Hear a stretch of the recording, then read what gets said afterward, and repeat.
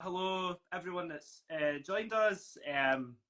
Myself and another effing vegan, aka Jamie, Yeah. are gonna have a quick chat, and then at the end of this conversation, we're gonna do a Q&A. So if you've got any questions for me and Jamie, stick around till the end for the Q&A. But yeah, Jamie, if you could introduce yourself to the audience and just let them know a bit about what you do as far as the relative to the vegan movement. Yeah, so my name is Jamie. I have the Instagram account anothereffingvegan. I live in Montreal, Quebec. I live up here in Canada. I've been in Montreal for about 3 years now. Great activist community here. It's very big. We support one another. So it's not actually until I had moved here that I really got into various uh, forms of activism. Before that, I was in Toronto, again, another great city if you're a vegan or an activist. And yeah. Awesome, dude. Um, I'd love to start with something. I don't actually know your answer to this. I'm looking forward to it, man. But Mhm. what was your personal vegan story, like your journey to veganism? And yeah, let me know. Yeah, so for me, honestly, it wasn't just one thing that had happened. It's not like I just had watched a documentary and then that changed it. It was just like a buildup of things over, I would say, a span of 3 years, right? So I always try to push the planting a seed thing because that was me. Like a seed was planted and eventually it grew. I would say like the spark to start it all is I had gotten my first dog when I was 26, and even Mm-hmm. before then, yeah, I love dogs and I respected dogs. But when people would say losing a dog, it's like losing a family member, I'd be like, oh no, that's being a little dramatic. You know, you could just get a new dog. That's just how I thought, even though I had loved them and respected them. And Yeah. then when I had gotten my own and you're raising them and you just notice these things about them. For example, he was too small to go up and down the stairs.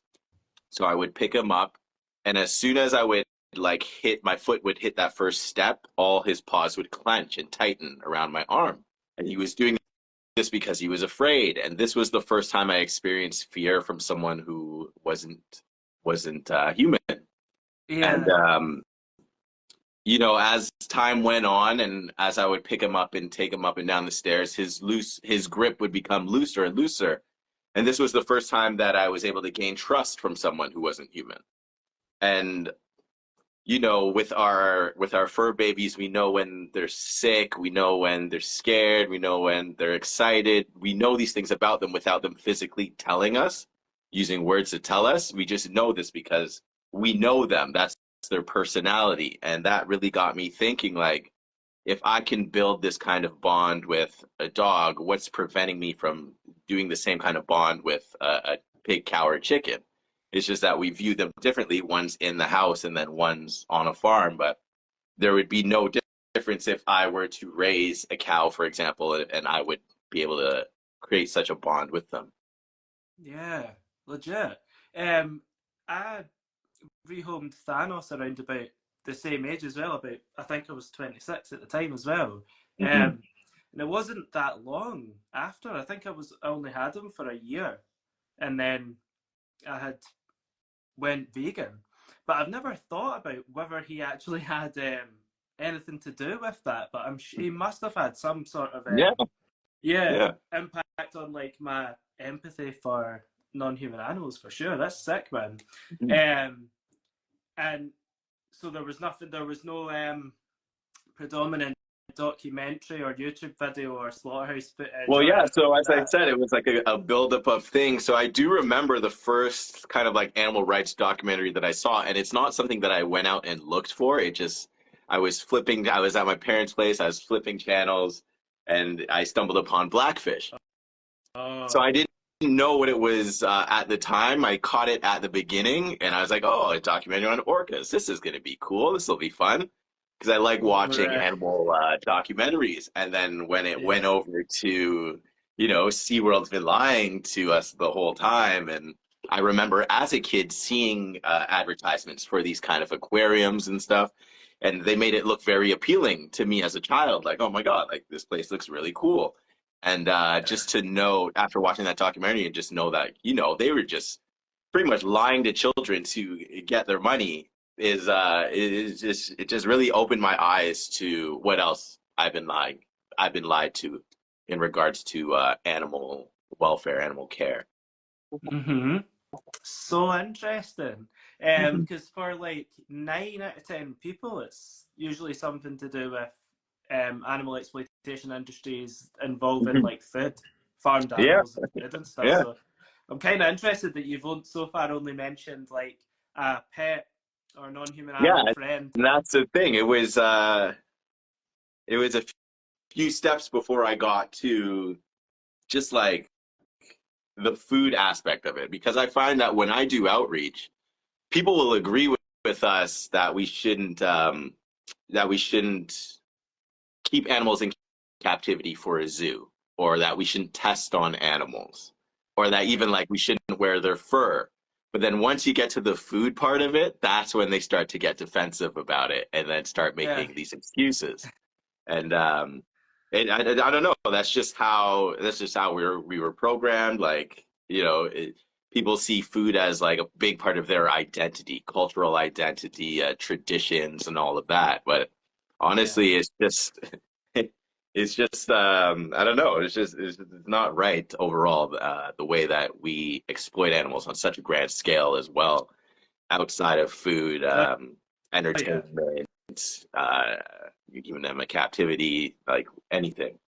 Yeah, yeah. I mean, I meant it in like the most positive way because it sounds to me like you didn't need too much. A lot of people go vegan and then only like over time like realize that it's actually to do with more than their food. But it sounds like you were like kind of fast tracked to that point, which is really cool. Mhm.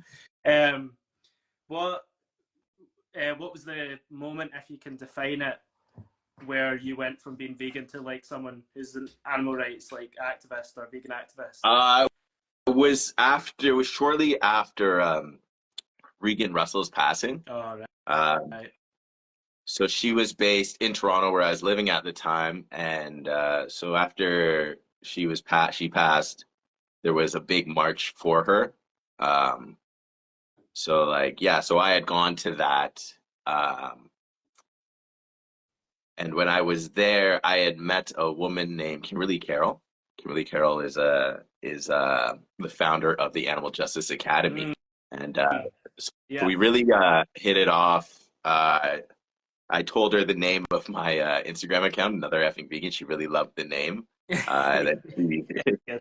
and so when I was there for the March for Regan Russell, it really did inspire me. You know, Yeah. it let me know that I should be using my voice more to speak up for these animals, because, you know, we have incredible activists in this movement, and we all need to, you know, like work together in order to fight to get this goal of animal liberation, right? Um, Yeah. so yeah, after I met Kimberly, she started following my account, and then so when she had started the Animal Justice Academy, I jumped on board with that.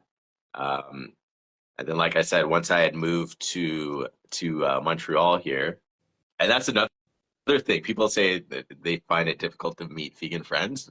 When I moved to Montreal, I just started doing activism, and then I don't know, it was just so easy to meet friends and just like build that way rather than Yeah. I don't know other ways you could. I guess if you were to go to like a vegan food festival, you can meet other like-minded people or try to make friends. But honestly, I say activism is the number one way if you're in need of vegan friends. Yeah. Yeah. Sick. Legit. Um. So it's safe to say that you do like more than one kind of activism, right? Like Oh yeah, for regularly. sure, for sure. So first it What started off all with the things you do? yeah. Sorry. So first it started with online activism. I would say that's the easiest way. You know, just share, repost stories from other vegan accounts. Um, you know, comment, anything, subscribe to their YouTube channel, like anything, any little bit helps there. Um, I'd say the most fun form of activism is going to a sanctuary. You know, volunteer your time at a sanctuary, be around other rescued animals, have the operators of the sanctuary tell you the story of the animals and how it all became to be. It's a rewarding feeling to spend your time helping these operators who their life is dedicated to rescuing animals. The vigils is a tough one to go to. Yeah. But if you're someone who's trying to get, I say if you're someone who's trying to get into activism, but I don't know, maybe you're a little nervous or you just don't know the approach to it, I would say honestly go to a vigil, because once you see these animals who are being taken to slaughter, it'll empower you to want to use your voice more. Right? Yeah. Yeah, legit. Yeah. I'm curious to know, do you do any sort of street outreach or Oh, anything like that? oh yeah. So outreach is also one of the first forms of activism I started doing, especially when I'd come to Montreal here. And it's funny because I don't speak French, so at first I was a little nervous approaching people, Oh, no. afraid that they would not speak English. Yeah. But I just powered through it. But yeah, so I do enjoy having these conversations. For one, it's good at practice when we're debating a non-vegan, for example, or Yeah. even when you're trying to talk about veganism and animal rights to your family. Sometimes, if you receive all these kind of like stats in the middle of a debate, you might, fumble over them because there's just so many of them. Yeah. But eventually you learn to just like, you're knowledgeable enough to feel comfortable having these conversations. And of course, with social media, it's you get used to seeing the same old stupid comments, Yeah. where it's like, it just doesn't even like bother you at this point. Yeah. So it's just like, I don't know. I think so. I think with street outreach, it's very, very important just because to have those conversations with people Yeah, about legit. animal rights. Yeah. Awesome.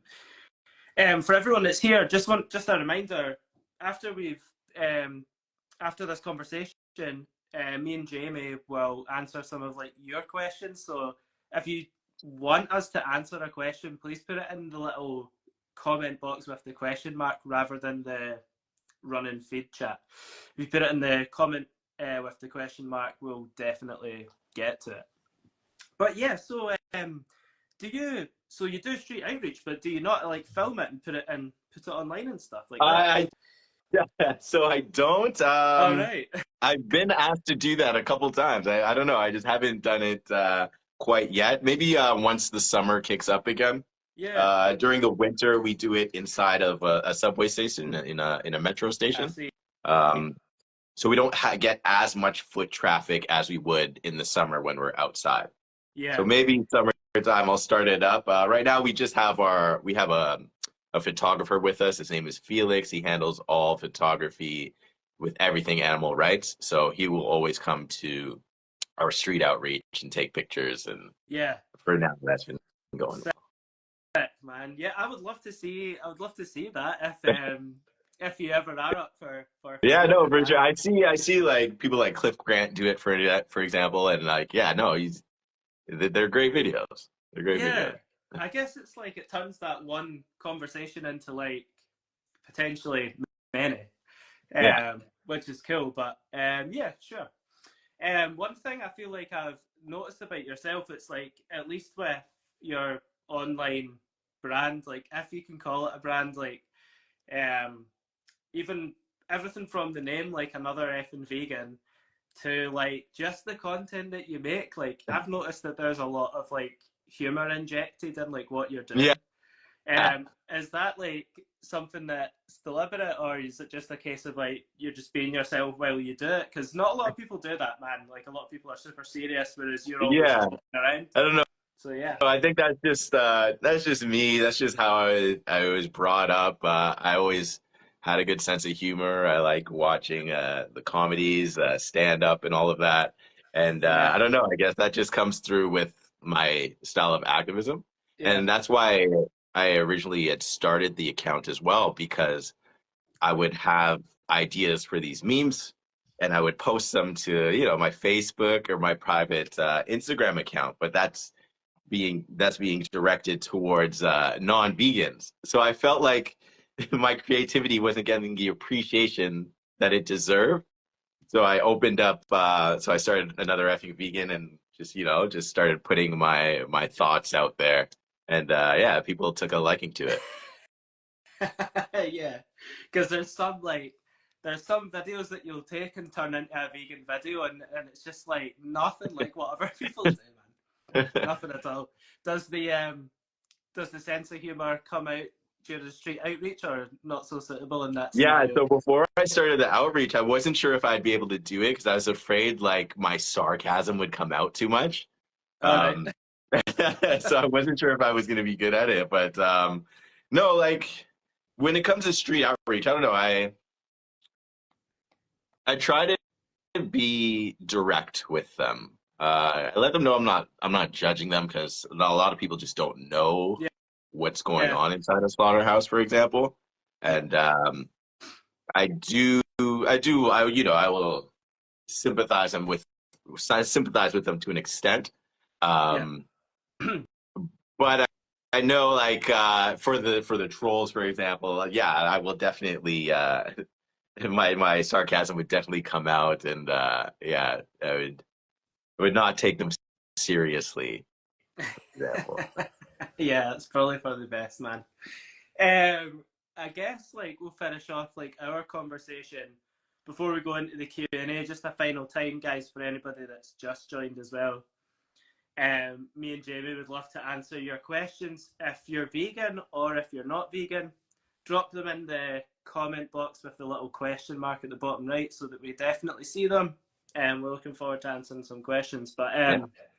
yeah, Jamie, man, like for vegans that are thinking about getting into activism, like would you recommend, have you got any advice for them? Would you recommend they do similar things to yourself, like join these groups and events to do outreach rather than go yourself, stuff like Yeah, that? I know for sure. I know with outreach, if you know, if you're not comfortable talking to people, you could still show up. Yeah.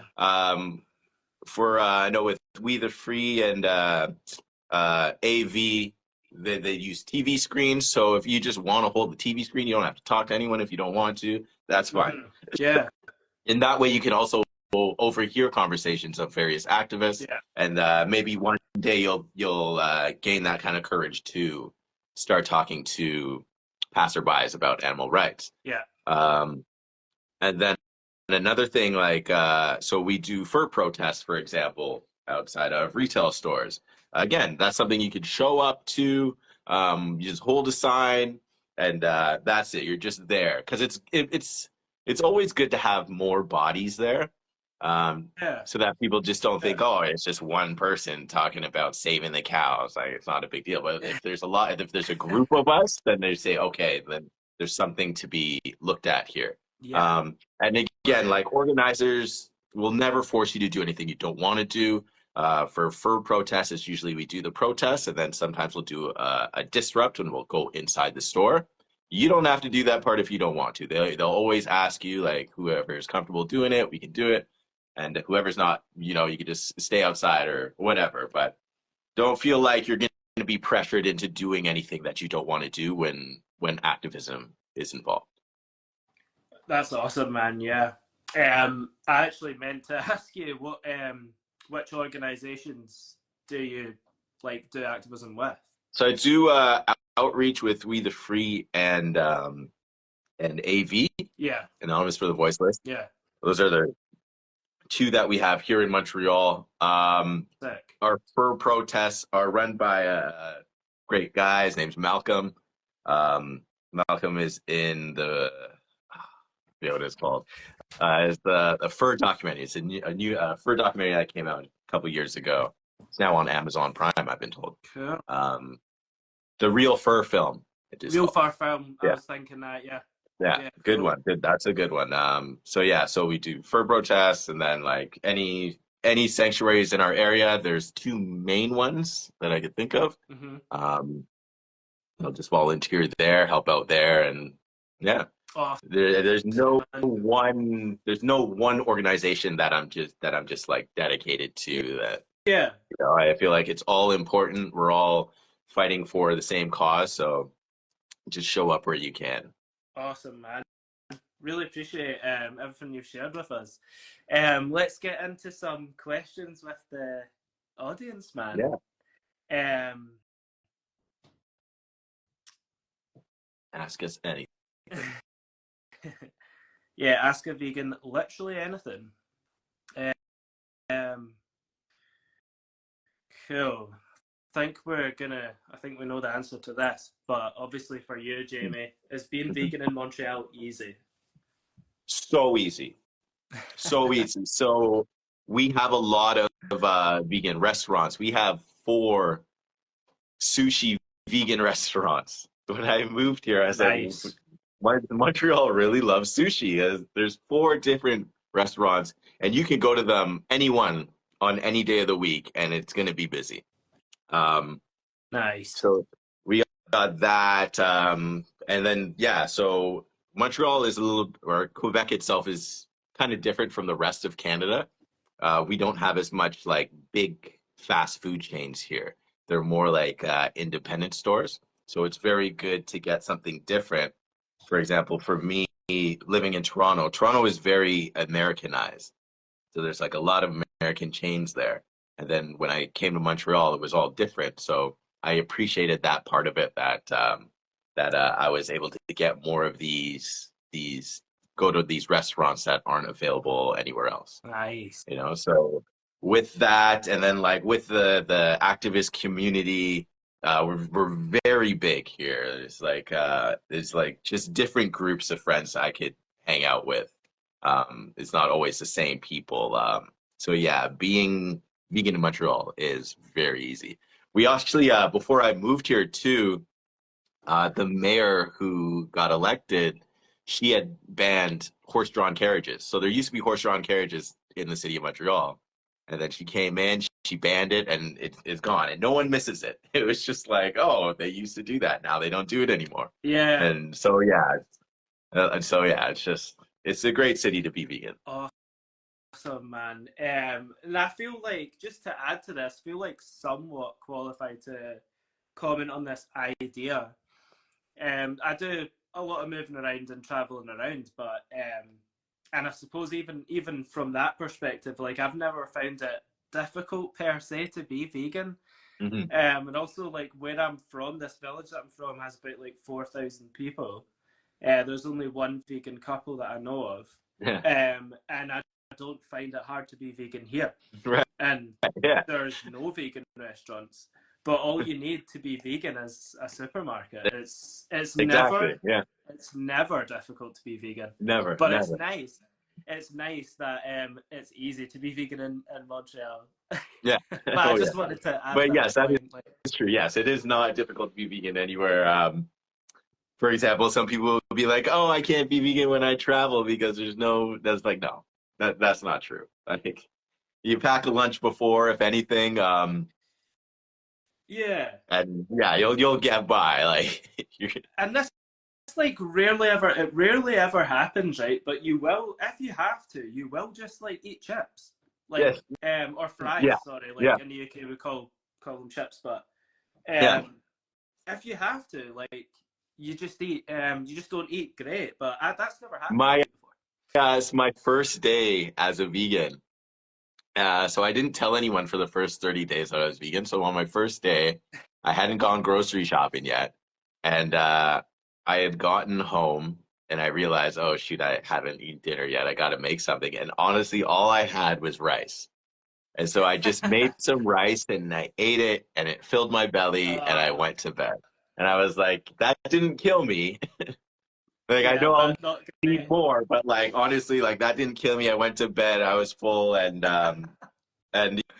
yeah, then like honestly, I was like, okay, if I so for me, it's like once I got through the 30 days, and then I announced to everyone that I was vegan, it was the main thing was like, I survived the 30 days. I didn't die, I didn't Yeah, faint, I didn't pass out of a protein deficiency or I don't know, Yeah. a B12 deficiency or something. It was just like, Plain rice doesn't sound great though. yeah, I know. I had barbecue sauce that I was gonna put on it, but then I saw the ingredients. It actually had anchovies in it, so I was like, "Oh, I can't even use that." So I just had some plain rice. Damn. Does human rights equal rights ever interfere with your fight for Did animal it rights? ever interfere with it? No, it doesn't ever.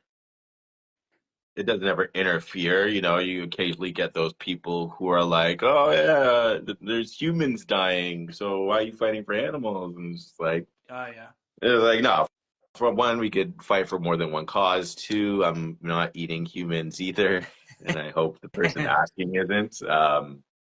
But no, it doesn't ever interfere. It actually drives me to be a better activist. You know, the quote I always hear is like, you know, be the vegan that you wish you had met before you had gone vegan. And Mm. you know, that's someone who is open to listening to both sides of the story, for example, and just like coming to the right conclusion that listen, we shouldn't be exploiting humans or animals. Like we shouldn't be exploiting because the worst people in history were ones who looked down upon others and then just treated those others like they're trash, you know, and they just dispose of them in that way. Yeah. Legit, yeah, it's a really good point. It's like I personally can't see how any human rights issue would ever interfere with veganism, but yeah, it's like you say, you can just care about more than one thing at the same time, right? But just Yeah. before I ask you this question, someone just asked, and I'm going to assume your answer is going to be yes, but someone asked, is there like a vegan grocery store in Montreal? So like, I'm assuming they mean like an all All vegan grocery store, vegan or? grocery store. We used to, unfortunately, it didn't survive COVID. Fair enough. Trying to think right now, is there just a exclusively vegan? No, I wouldn't say there's an exclusively vegan one here in That's Montreal. fair. In Toronto, there's one called Good Rebel. They're very good. That's it. Sorry, Good Rebel in Toronto.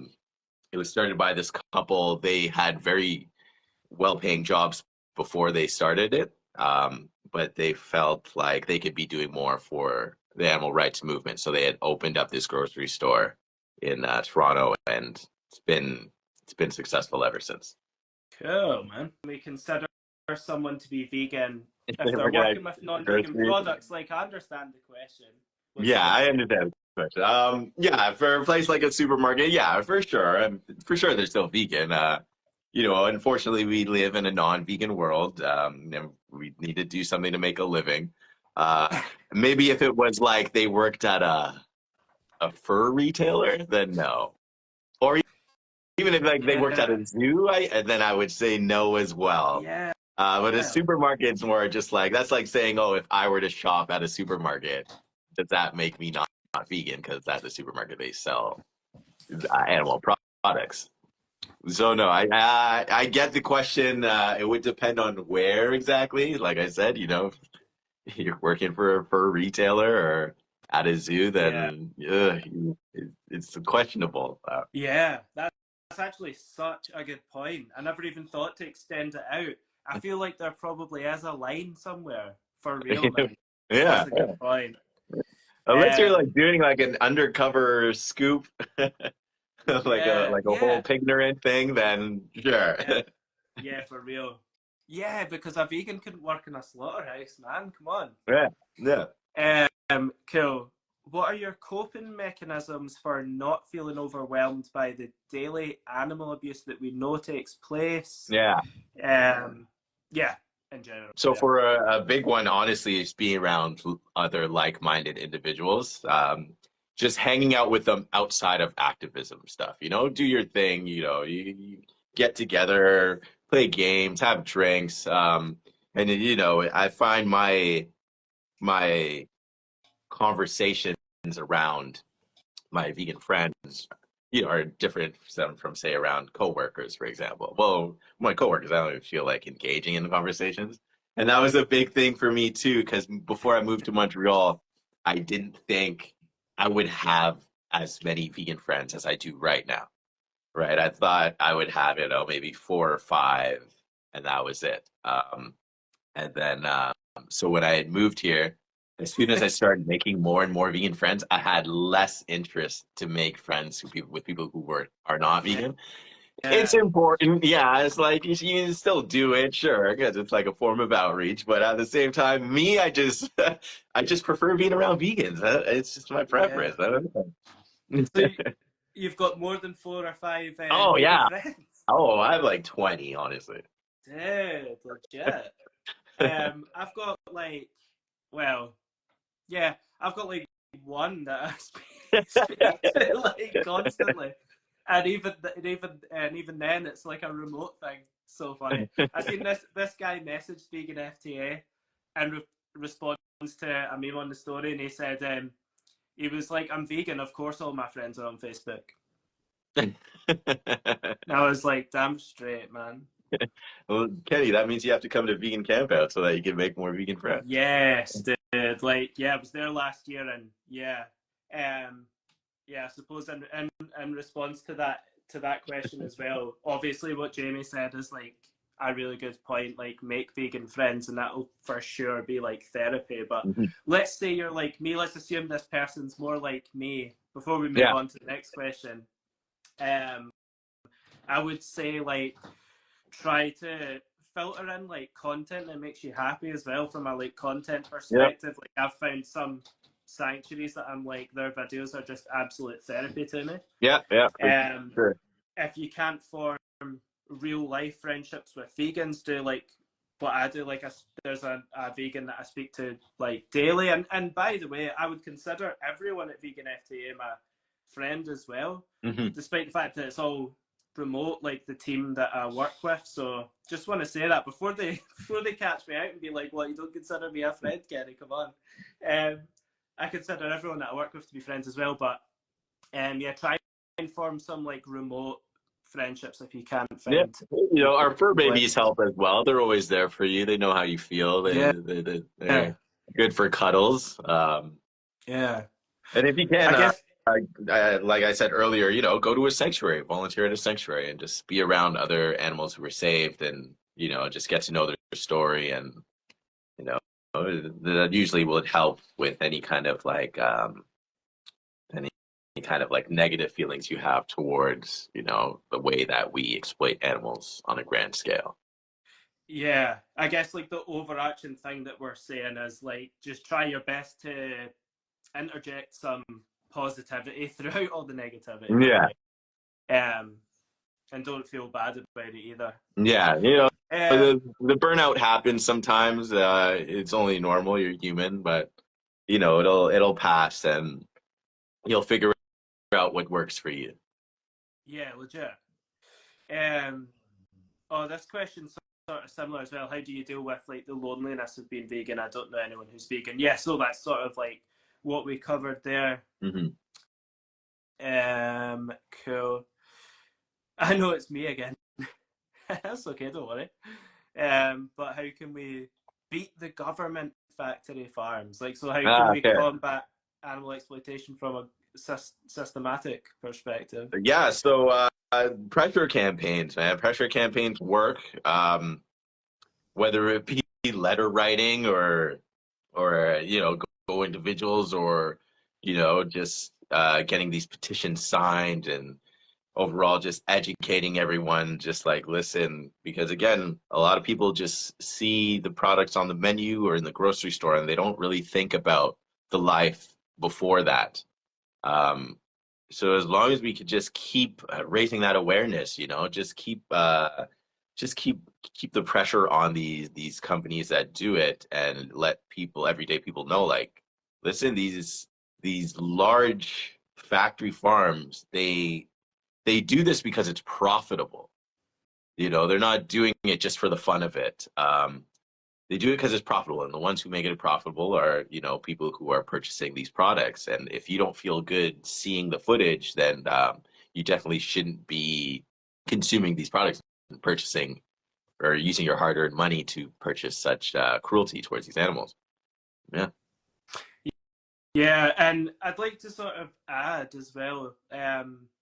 There's because there is a lot of doubt, but there's evidence to like show that like pressure campaigns like do at times work, and we have to like show our feelings about things. But from like an inside perspective as well with like vegan FTA, so off the back of like what Jamie said here, one of the things is like with the petitions, and so how some of these things work, because people won't interact with them because they're so skeptical about them. But the reality is that you have some that work from like you when you sign this petition, you're sending almost a standardized email to someone who will receive this email, and it's say like 200,000 people like partake in this petition.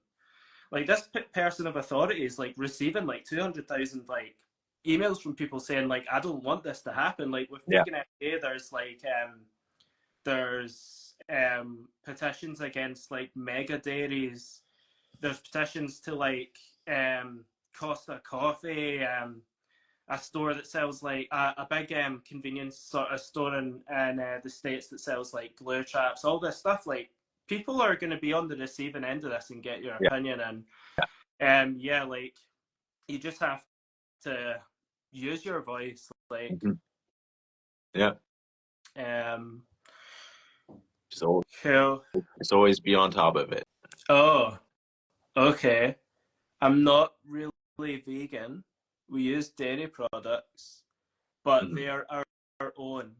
Like so this person's saying like this animal that they are getting dairy products from are like a backyard chicken, for example. Treated like a pet. So like we can expand that to like, so what if you keep an animal and you know that you treat them well but you use their secretions, Jamie? And then so what happens? It's like, what happens when the animal no longer produces milk for you or eggs for you? Do you just kill them right after and move on to the next one, kind of thing? It's all. I'm just not a fan of animal exploit in any kind of way. I don't need to use them for their food, for their skin, for their fur, and I don't think anyone else needs to as well. So I wouldn't. I'm not going to promote that kind of behavior. Like, sure, thank you for, I guess, caring for that animal, but like at the end of the day, is it necessary to be using them for these products? Yeah. My perspective on it is like the problem with it is like viewing the animal as a resource. It's, you have to extend like your perspective out widely to the greater population, and the problem is that if you can't shift your perspective away from these animal secretions are for you to have, all that happens is what we have now. So even if you expand your thing out all the way, then like everyone has to have their own cow or chicken or whatever it is, whoever they are. We'll end up right back here again. Because when I do outreach, a big response I get, oh, I don't eat that many animals, or I don't drink that much milk, and it's like, come on. It's an excuse at the end of the day. It's like, and you might even respond to what I've just said there, with the rebuttal, like, but that would be good though, because everyone would be treating those animals well. But how do you though? Like, how do you breed that many of these animals into existence? It's just, and I just don't see it as like, so the whole thing with like, we treat them like a pet. It's like, is that love? Like keeping someone to like use them for eating them and like providing them shelter. The basic necessities of life. You have to expand it outwards, and having the mindset that the animals are here for us is what leads us to where we are now. And there's just no real way of getting around that. Do we have pets, Jamie?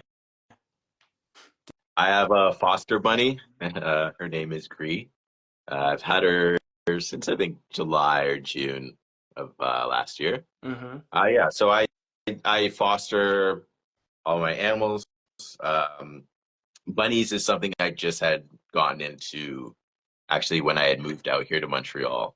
I never viewed them as like an animal companion for me. Like I knew they were animal companions, but just not for me. I was more of a cats or dogs. That's it. And then my girlfriend at the time, she had bunnies. And then so once I was spending time with them, they were free roaming bunnies, and I was like, oh, bunnies are actually kind of cool. Like they're very soft, you know. They look very cute when they're eating their lettuce or whatever. So yeah, now I have bunnies, and it's like they I kind of get caught up in not eating salads. Can I say that as a vegan? Like I get caught up not eating salads. And so now that I have the bunnies and they eat a lot of leafy greens, so now I'll always have a fridge full of leafy greens. And now look at that. Now I'm eating more salads. Yeah. Um, I'm not sure if like forgive me, Simbi Malone. I'm not sure if this question come from a vegan or non-vegan, but from like the non-vegan perspective, like if it's a sort of like having a pet isn't like a vegan thing to do, Oh, for a yeah. start, vegans, like true ethical vegans, will like see this completely differently, right? So for starters, like we don't love the word pet, Yeah. just because of like what that insinuates. It's usually associated with like you, Ownership. yeah, you like purchase an animal and they serve a purpose to you, kind of thing. Whereas it's definitely it can definitely be considered like a vegan behavior to rescue an animal, give an animal a second chance at life. Yeah. Should you, in your mind, like have the animal's best interests like in mind? Like you can provide a high quality of like life to the animal, and yeah, most importantly, like a vegan wouldn't purchase an animal. So this is like the response to the pets thing for us. Yeah.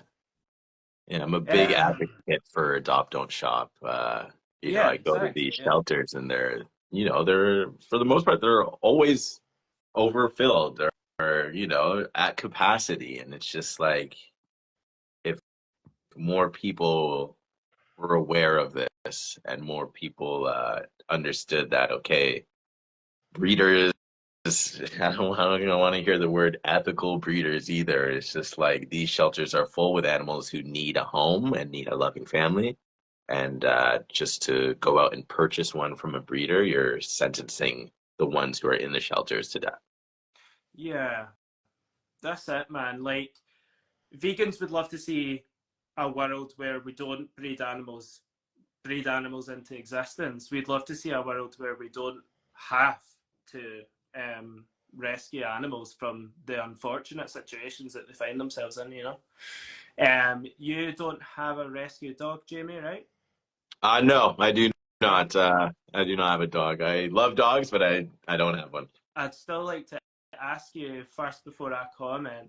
What do you think, despite not having a rescue dog, what do you think about vegan people that look after their dogs feeding their dogs plant-based diets? Oh, well, hey, if it works for your dog, do it by all means. Yeah, I've met a couple dogs who, they love their vegan treats. yeah, And their guardian would say like, yeah, like they're thriving on a vegan diet.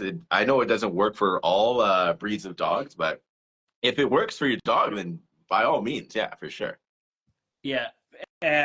So I can comment like firsthand on that. Thanos here has been on like um, a diet that's developed for dogs, veterinary approved, that's fully plant based, and has been on that diet for years, and Yeah. it's only brought benefits to Thanos because he was allergic to his food before. Now he's not, Okay. and he thrives, and it's great. So um, to answer that guy's question, like yes, my dog. I mean, my dog's not vegan ethically. He's not a moral agent, but Yeah. he eats plant-based diet. No, for And sure. then we did sort of like talk about this at the start, but let's end the Q&A with what was your reason to be vegan, Jamie? So yeah, my reason overall, it just I remember the night that I became vegan. So I actually had just wanted to reduce my meat intake. Again, stemming from my dog. So I was like, okay, I'm gonna stop eating mammals because mammals are just like us. So when I had done the research that night, I remember one of the last clips I had seen was a cow going down a corridor. Um, he was second in line. So the cow before them went in through the dark corridor. You hear a loud bang. The cow goes down, and then the cow that was next in line, you can see like they're fully aware of what's going to happen once they walk through that corridor. And he was trying to turn around, but he was cramped so tightly into the hallway there that he couldn't turn around, and he's trying to escape. And then a worker comes by and whacks the cow to get him to move forward. And I remember watching that and thinking, like, I just want to reach through the screen and save him. And I realized, like, that cow has been long dead, and they were probably dead because I wanted a burger, you know? And Yeah. once I saw that, I was like, okay, so I'm not gonna eat animals anymore. So I was vegetarian for like 10 minutes because I almost stopped my research there. I almost just stopped and said, okay, I'm gonna be vegetarian. And then, because also I was one of those people who were like, one of those carnists who were like, oh, I could probably go vegetarian, but I could never go vegan Oh thing. yeah. And then I watched The Dairy is Scary by Aaron Janis on YouTube, 5-minute video. That's it. And I watched that and I was like, oh my God, this is worse than the meat industry. It's the same thing, it's just more drawn out.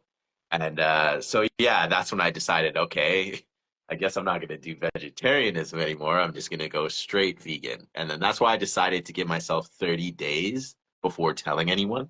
I didn't Uh, want to I didn't want to be one of those people who are like, they see a documentary and they feel so inspired and then they say they're vegan and then 2 weeks later they're back to eating animal products again. I didn't want to do that because I felt like I didn't, even though at the time it was just like I didn't want to cheapen the movement by being one of those. Um, so yeah, honestly, it was just like, for me, it was just to do the research. I only had one vegan friend at the time, thankfully.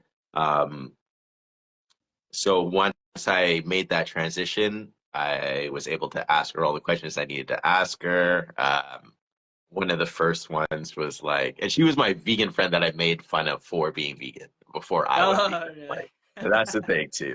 So it was like my first time grocery shopping. I'm like, why are there so many different textures of tofu? What am I supposed to do with these? And she's like, oh yeah, the firm tofu is when you're making like soft tofus for smoothies or whatever. I was like, okay. And I remember asking her these questions, and she's like, why do you keep asking me these like vegan related questions? She thought I was like trying to set her up to like be like, ah, sucker, I'm eating meat. No, but and then I told her like, yes, I've decided to make the transition, and she's very happy for me. Gave me all this advice and tips, and willing to answer any questions that I had, and yeah, it was just yeah, it was it was a good time. Like you're like a walking version of that meme. Like I won't tell anyone I've went vegan, but there will be signs. Yeah, exactly, Like exactly. legit. Cool, man. So I've kept you for an hour, man. I won't keep you any longer. But No, that went thanks by so much. quick.